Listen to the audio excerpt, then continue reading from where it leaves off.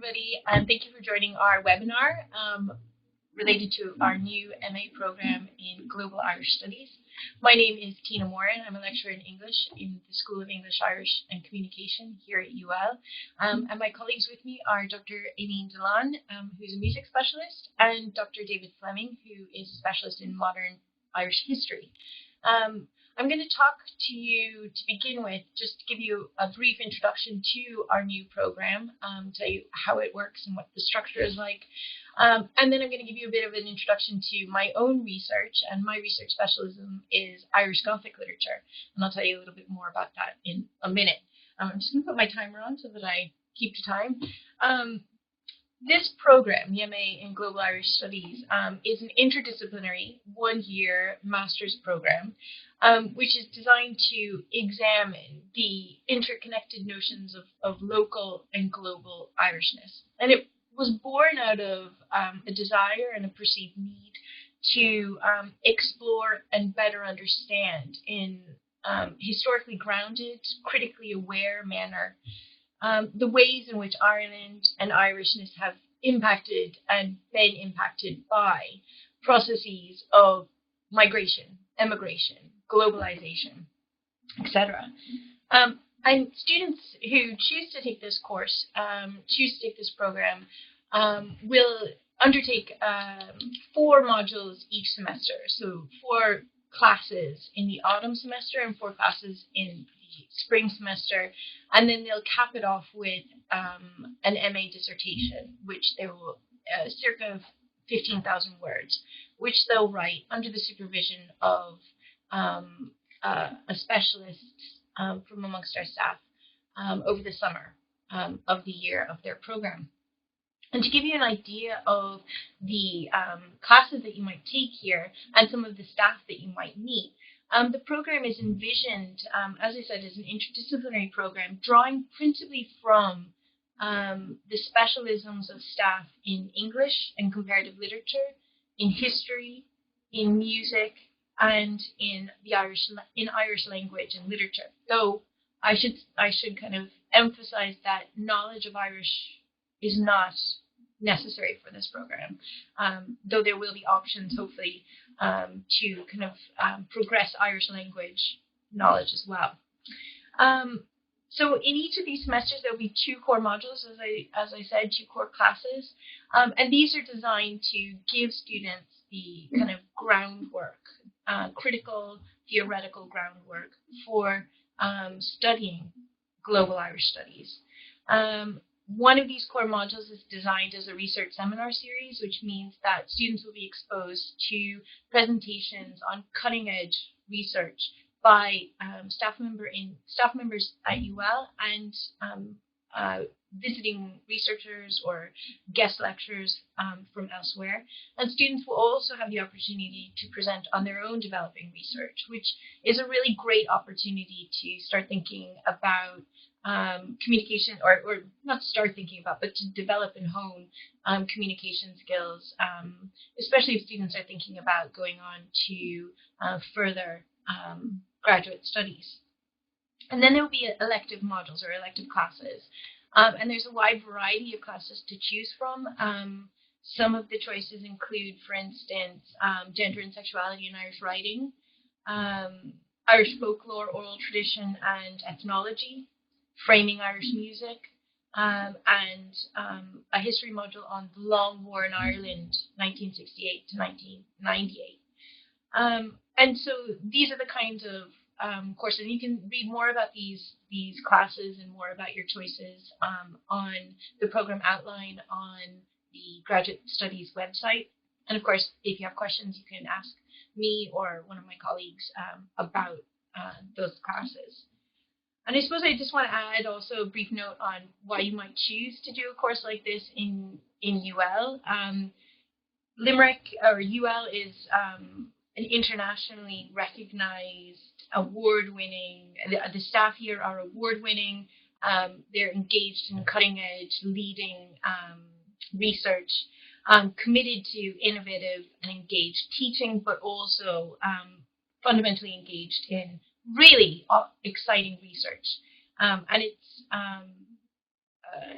the elective modules in particular are designed to build on their research and to be research-led as much as possible. We have a really unique and acclaimed Irish World Academy of Music and Dance here, which is a fantastic resource. There are lots of opportunities to engage with the Irish World Academy in the program. We have a fantastic library. We're broadcasting to you from the Glucksman Library, which has recently been renovated and is one of the largest university libraries in Ireland and perhaps the most technologically advanced. And we have wonderful facilities here. Limerick more widely is a great opportunity, is a great place to explore Ireland. The city has a great Georgian 18th century section, lots of history. We sometimes call ourselves the city of sport. So if you're into hurling or rugby, we're the place to experience some of that. And we're also kind of a gateway city in that we're a great place to start if you want to go out to the Cliffs of Moher, if you want to see the west of Ireland. So I'm going to leave it at that. The briefest of brief introductions to the program and to UL and Limerick. And then I'm going to talk to you about my research, which is, as I said earlier, Irish Gothic. And I've kind of given this title Irish Gothic, Dracula and Beyond. I'm going to start my timer again. Because one of the things I find happens a lot when I tell people that inside and outside the academy, when I tell people that I research Irish Gothic, they get a bit of a blank look. And then I say, Dracula. And they say, oh yeah. So Dracula is probably the single most identifiable, recognizable Irish Gothic text. Though, interestingly, Stoker's Irishness is sometimes kind of overlooked, and people often kind of think of him as an English author, possibly because of the time that he spent in England. He spent much of his career in England managing the Lyceum Theatre. So he is, it's not unusual, though, a lot of Victorian-era Irish writers tend to be seen as English rather than Irish. Oscar Wilde, for instance. So Dracula is, recognizable. We all know it. Even if we haven't read the book, we all know it from its various cinematic iterations. But when I tell people that I work on Dracula, then I kind of qualify it and say, but I work on much, much earlier Irish Gothic literature. Dracula, alongside a handful of other texts, particularly Oscar Wilde's Picture of Dorian Gray and the works of Joseph Sheridan Le Fanu, particularly Carmilla, the infamous lesbian vampire tale, and his novel Uncle Silas, which Elizabeth Bowen famously said was Irish Gothic transposed to an English setting. These authors, so Stoker, Wilde, Le Fanu, they have come to be seen as the Irish Gothic. And Irish Gothic as a whole, whether we call it a genre, a form, a mode, what have you, is principally seen as this kind of late 19th century development associated particularly with these authors.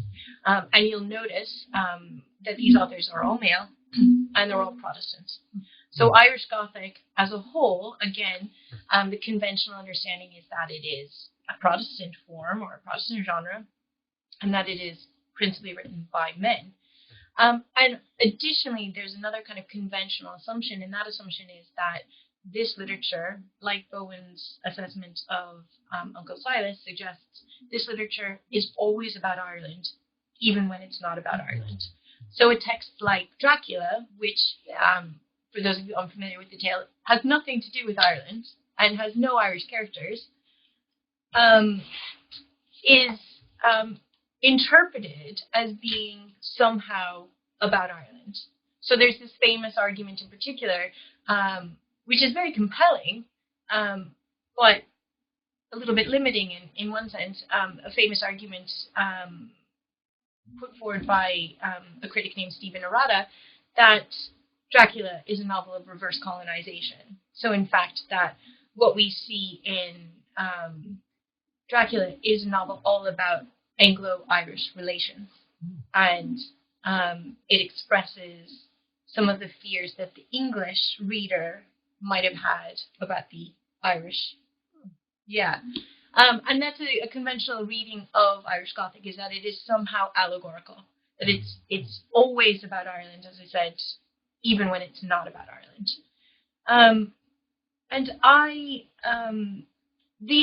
suppose one thing to note is that these readings of Irish Gothic, which kind of developed in the latter half of the 20th century, particularly from about 1989 onwards, and the Field Day anthology, these readings have been really helpful in the sense that they have kind of recovered to view a lot of text that might have been forgotten otherwise.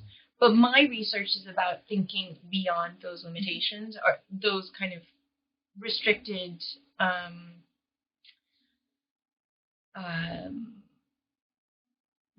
restrictive ideas of Irish Gothic. And one of the ways I do that, and the principal way I do that, is to think of Irish Gothic as an earlier development. In fact, that it develops alongside what we call first wave Gothic in the late 18th century.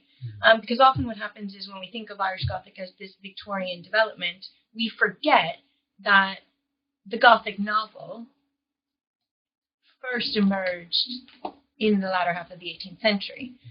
And because we think of Stoker and Le Fanu and Wilde as the Irish Gothic, we tend to think that no 18th century Irish writers were writing Gothic, that they had no interest in this. But in fact they were. We've just forgotten their works due to various processes, the processes of canonization in particular. And also because when we think of Irish literature of the 18th century, we think of different genres. Particularly in this period of First Wave Gothic, we think of the national tale and the historical novel, and forms that developed specifically around the Act of Union, which joined Ireland and England following the 1798 rebellion. So we think of Irish Gothic, or we think of Gothic as not really being a thing for Irish writers. So I am interested in looking at authors who have now been forgotten, but who were very, very active in the latter half of the 18th century. So, for instance, Regina Maria Roche, whose novel *The Children of the Abbey*, published in 1796, was one of the most popular Gothic tales of the period. Regina Maria Roche actually rivaled Anne Radcliffe, who is sometimes known as the mother of Gothic. She rivaled Anne Radcliffe in popularity, but is now completely forgotten. And one of the things that I find so interesting is that, so for instance, this edition of *The Children of the Abbey* was published in New York. It's an undated edition, published in New York by Thomas Crowell. No date, as I say, no date, but probably early 20th century based on Crowell's dates. And it gives us a sense of just how widely read Roche's novel was, because it went through, I mean, to give you a sense of it, it went through over 80 editions in the 19th century, and it was circulated everywhere. People were reading this in Ireland, in England, in the British colonies, in America, and we see continued references to this novel over the course of the 19th and indeed into the 20th century. So, for instance, in Austen's *Emma*, which was published in 1815, *The Children of the Abbey* is one of the character Harriet's favorite novels. And Austen arguably includes it there because she knows that her readers are familiar with it. Same thing happens much later, over a century later, in Ellen Montgomery's YA fiction series, *Emily of New Moon*. It's the only novel that Emily has access to in her aunt's house.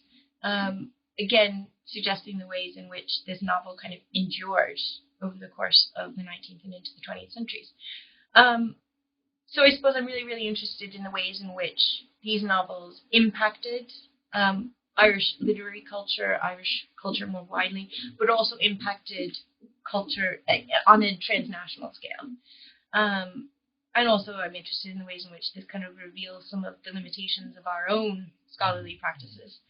And this is all part of, just show you how research-led this teaching is, this is all part of my recently published book, The Gothic Novel in Ireland, circa 1760 to 1829.